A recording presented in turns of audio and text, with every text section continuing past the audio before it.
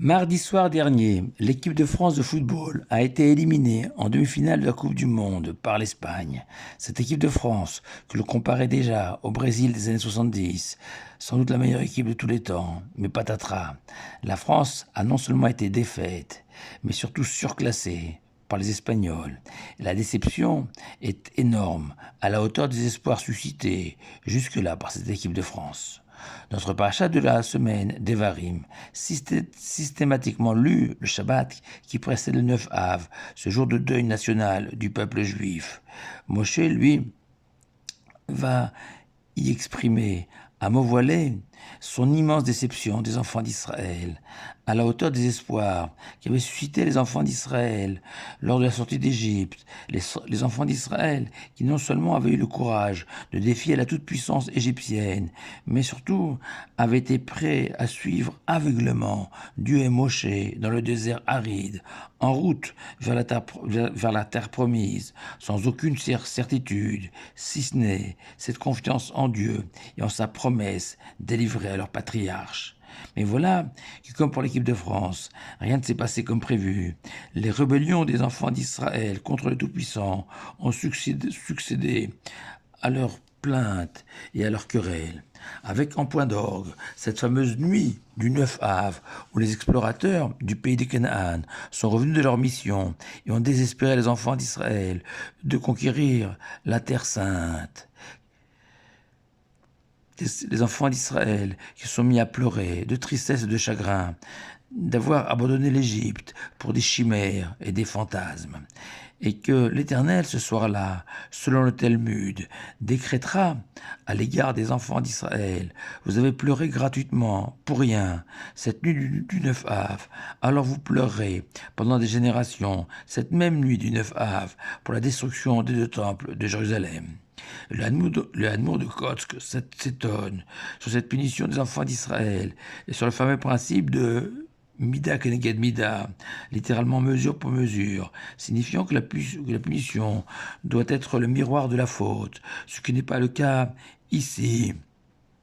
Quel rapport existe entre le rejet de la terre d'Israël et la destruction des deux temples? Le Maharsha, dans une première réponse, explique: le Mida Keneged Mida se retrouve dans le fait que de la même manière les enfants d'Israël ont dédaigné la terre promise. Ainsi, le 9 Av, la destruction des deux temples, marque le début de l'exil des enfants d'Israël chassés de la terre sainte. Mais, en m'inspirant du Maharsha, dans une deuxième réponse, du Rav David Cohen, un des plus grands sages de notre génération, et du Rav Yehuda Eisenstein, contemporain, on peut expliquer le Mida Keneged Mida ainsi. Moshe, dans notre paracha, revenant sur l'épisode des explorateurs, va reprocher aux enfants d'Israël: vous avez calomnié l'Éternel dans vos tentes, vous avez prétendu que c'est à cause de la haine du Tout-Puissant contre vous qui vous a fait sortir d'Égypte pour vous livrer dans la main des Hémoréens, habitants du pays de Canaan, signifiant qu'au-delà d'une simple perte de confiance en l'Éternel, cette nuit-là, les enfants d'Israël sont allés beaucoup plus loin, jusqu'à prétendre que tout le projet divin de la terre promise était non seulement un leurre, mais plus que ça, une punition contre eux, fruit de cette prétendue haine que l'Éternel leur voue. Et en vertu du principe qu'on ne prête à l'autre que le sentiment que l'on nourrit à son égard, et que la prétendue haine prêtée au Tout-Puissant contre les enfants d'Israël n'était que le révélateur de leur haine contre le Saint-Béni soit-il et ses valeurs.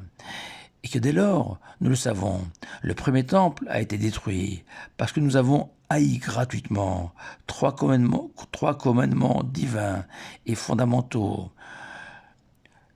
Nous ne les avons pas supportés. Les interdictions de s'adonner à l'idolâtrie, de commettre un adultère ou de tuer. tandis que le second temple, lui, a été incendié à cause de la haine gratuite qui régnait au sein même des enfants d'Israël de l'époque. Et nous retrouvons ainsi le Mida Keneged Mida. Vous m'avez haï cette nuit-là en me prêtant des sentiments haineux à votre égard. Les deux temples seront détruits cette nuit-là, fruit de votre haine contre moi pour le premier temple et votre haine entre vous pour le second. Et allons un peu plus loin, chers auditeurs. Quand les explorateurs ont rapporté qu'il y a un taux de mortalité au pays des Canaan effroyable, au point qu'ils ont déclaré que c'était une terre qui dévorait ses habitants. Et Rava dans le Talmud va expliquer l'erreur des explorateurs, que volontairement l'Éternel avait fait mourir nombre d'habitants cananéens pendant leur mission, afin qu'ils soient occupés par leurs enterrements et qu'ils puissent tranquillement espionner la terre promise. Mais eux, les explorateurs, ne l'ont pas compris et se sont fourvoyés de leur jugement de la terre sacrée. La racine de la faute des explorateurs et des enfants d'Israël a été cette incapacité à voir le bien dans l'œuvre du Saint béni soit-il, ce qui a entraîné par la suite le Kedeged Mida pour les générations futures, que nous aussi, nous ne savons pas juger correctement les commandements de la Torah et notre prochain. C'est-à-dire que, comme à l'époque du premier temple, les enfants d'Israël se sont persuadés que les trois interdits fondamentaux, idolâtrie, meurtre et adultère, étaient des obstacles au plaisir, alors qu'ils étaient en réalité un cadre d'une vie heureuse et épanouie. Comme le Shabbat aussi, par exemple, que l'on peut percevoir comme le jour le plus empoisonnant de la semaine, où les interdits de ce jour sacré forment des barbelés qui nous enferment.